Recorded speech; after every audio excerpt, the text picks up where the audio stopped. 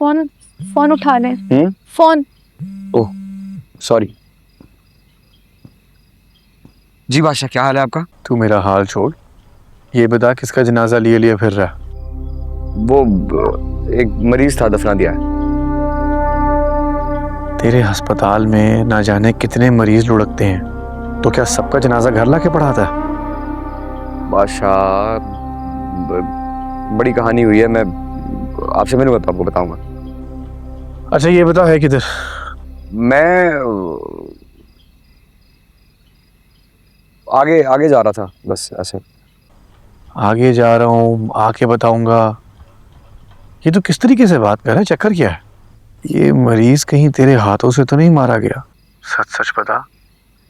तेरा भाई मिनिस्टर है, तेरे लिए मौत से लड़ने को तैयार हूँ।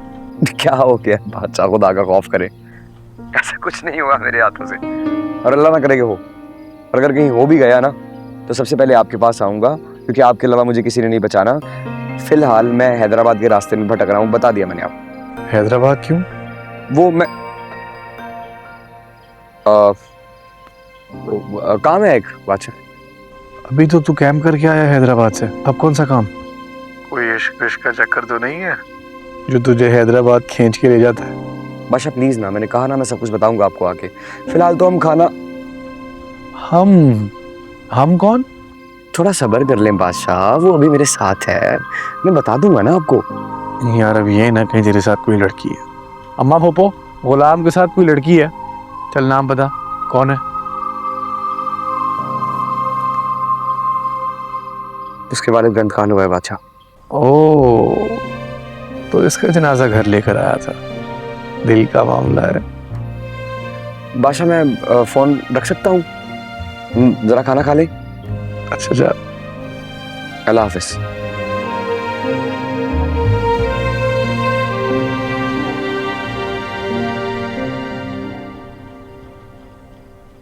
वो लड़की जिसके बाप का जनाजा वो सुबह यहाँ लाया था, उसी के साथ है डॉक्टर।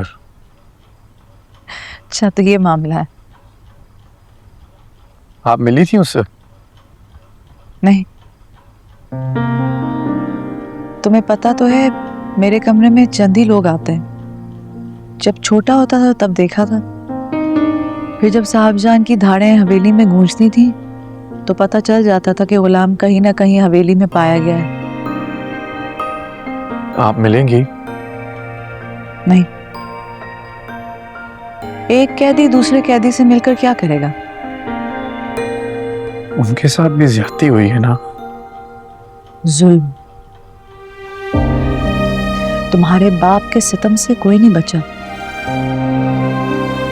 मुझे तो एक बात की समझ नहीं आती, जब बाबा को लाजो अम्मा से मोहब्बत नहीं थी तो क्यों की शादी?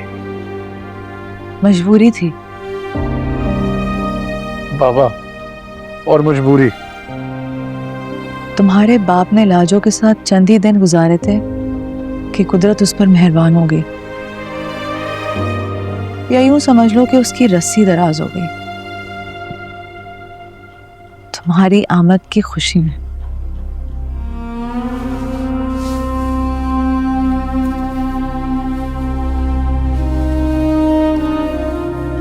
मेरी आमद की खुशी में?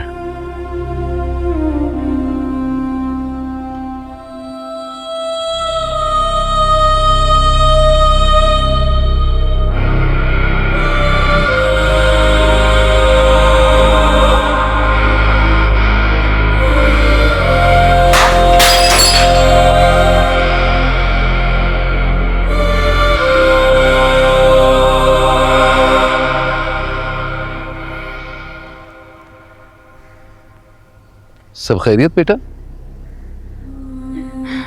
वो बाबा किचन की सफाई कर रही थी तो हाथ लग के कप गिरा और टूट गया। कल ही आप लाए थे और आज मैंने तोड़ दिया। I'm sorry बाबा। अरे भाई तो कौन सी बड़ी बात है, आओ उठो। शाबाश, मामूली सा बर्तन तो है, टूटना बिखरना तो आम सी बात है, कल नया आ जाएगा। बाबा मैंने आपका खर्चा करवा दिया, आप इतनी मेहनत से पैसे जमा करते हैं और फिर ये खर्चे। बेटा बेटा ऐसी कोई बात नहीं है, अल्लाह ताला तेरे नसीब का मुझे और दे देगा। और सच कहूं तो मेरा तो दिल भी नहीं चाहता कि तू कोई काम करे। बड़े नाजों से पाला है तुझे, जब तुझे काम करते हुए देखता हूं ना तो दिल उदास हो जाता है मेरा। काश मेरी बेटी की शादी किसी ऐसे घराने में हो जहां बहुत सारे नौकर चाकर हो, तो तुझे कभी काम करना ही ना पड़े, बस खुश रहे, अपनी जिंदगी जिए। आप ख्वाबों की तरह क्यों सोचते हैं? हम गरीब लोग हैं और गरीब लोग ऐसे ख्वाब नहीं देखते। क्यों? अरे हर बाप यही चाहता है कि उसकी बेटी जहां भी हो ना बस राज करे, राज। मैं भी यही चाहता हूं कि तेरी जिंदगी में कोई मुश्किल ना हो, कोई भी तकलीफ ना हो। जिस घर पे भी रहे ना उस घर में राज करेगी मेरी बेटी।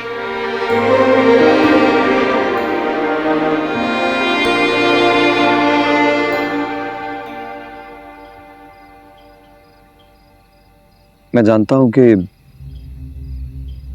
ये वक्त तुम्हारे लिए बहुत मुश्किल है सुंदरी, और मुझे अच्छी तरह से इस बात का अंदाजा है कि अगर बाप का साया आपसे छिन जाए तो ऐसा लगता है कि जिंदगी का एक बहुत बड़ा हिस्सा आपसे छिन गया। लेकिन यही जिंदगी है, यही दुनिया का दस्तूर है। एक ना एक दिन सबके साथ यही हो रहा है।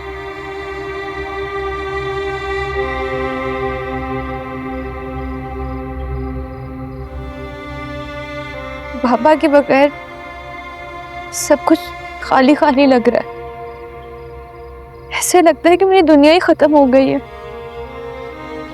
वो मेरा सब कुछ थे, मेरा सहारा, मेरा हौसला, मेरा यकीन। उनके बगैर सब कुछ नामुकम्मल लग रहा है। लेकिन सुंदरी, तुम्हें खुद को संभालना तो होगा ना, इस दर्द के साथ जीना सीखना होगा। लेकिन प्लीज सुंदरी, इस दर्द को अपनी जिंदगी का हिस्सा मत बनाना।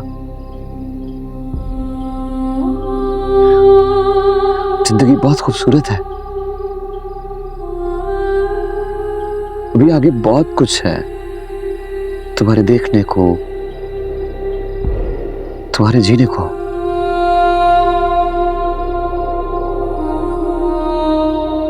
एक बात कहूं, प्लीज